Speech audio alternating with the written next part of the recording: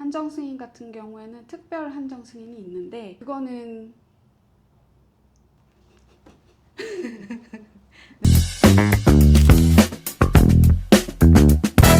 안녕하세요. 이륙의 가사 전문 변호사 김호산입니다. 오늘은 상속과 관련한 이야기를 해볼 건데요. 상속이라고 하면 흔히 재산을 물려받는 것만 생각을 하시는데 사실 재산뿐만이 아니라 빚도 함께 물려받게 됩니다.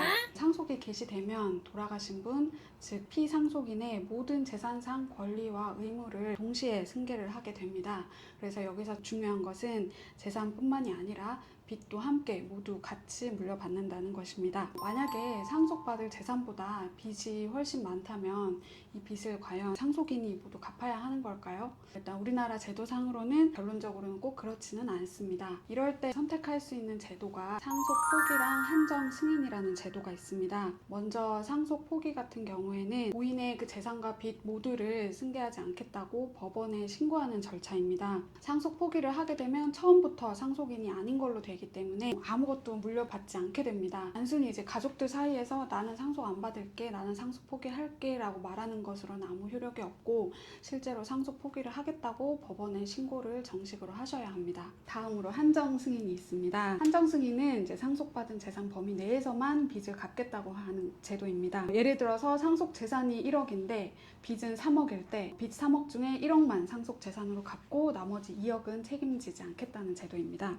얘기만 들어봤을 때는 상속 포기가 훨씬 간단하게 보일 수 있는데 상속 포기를 할 경우에는 다음 순위의 상속인에게 고인의 재산과 빚이 모두 넘어가게 됩니다. 그래서 빚의 대물림을 막기 위해서는 상속 포기가 아닌 한정 승인을 하는 것이 좋습니다. 하지만 한정 승인을 하게 되면은 상속인이 직접 상속 재산을 처분을 해서 채권자들한테 배당을 해줘야 됩니다. 예를 들어서 상속 재산이 자동차나 부동산이라면 이를 현금화를 한 뒤에 채권자들에게 채권 금액별로 안분해서 배당을 해줘야 됩니다. 만약 이 과정에서 실수라도 하게 되면 상속인이 개인적으로 그 실수로 인해 발생한 손해에 대해서 책임을 질 수도 있게 됩니다. 그래서 이런 경우에는 상속재산 파산 제도를 이용하게 되면은 법원에서 그러한 절차를 대신 진행해 줄 수 있는 파산 관제인을 선임을 해서 그 관제인이 모든 재산을 현금화하고 또 채권자들에게 그 배당까지 완료를 해주게 됩니다. 상속 포기와 한정 승인은 둘 다 기간이 매우 중요합니다. 모두 상속이 개시된 날을 안때로부터 3개월 이내에 가정법원에 신청을 하셔야 합니다.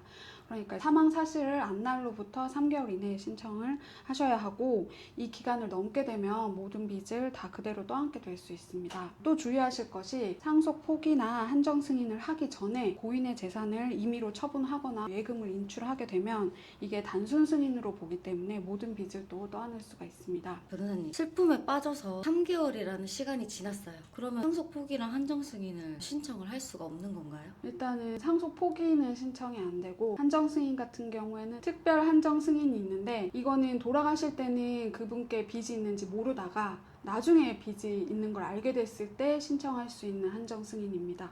이거 말고는 다른 구제 방법은 전혀 없습니다. 특별 한정 승인 같은 경우에는 보통 고인을 상대로 누군가가 소송을 걸어왔을 때 그때 이제 상속인들이 많이 알게 되거든요. 그러면은 그 소송에도 대응을 해야 되고 특별 한정 승인도 하셔야 되니까 꼭 전문가를 찾아서 진행하시는 것이 가장 좋습니다. 상속이 발생하면 가장 먼저 해야 할 일이 고인의 재산과 빚을 신속하고 정확하게 파악하는 것입니다. 이때 활용할 수 있는 것이 안심상속 원스톱 서비스입니다. 이 서비스는 주민센터에서 신청을 하실 수 있고 보통 사망신고하러 가실 때 같이 신청을 하시면 됩니다. 상속인이라면 누구나 신청이 가능하고 상속인이 여러 명이더라도 개별적으로 신청이 가능합니다. 이걸 신청하면 이제 주민센터에서 그 이후의 절차에 대해서도 안내를 해주실 텐데 대부분의 금융자산, 부동산 이런 건 다 조회가 되니까 반드시 꼭 이용을 해보셨으면 좋겠습니다. 이상으로 상속과 관련된 제도에 대해서 설명을 해드렸습니다.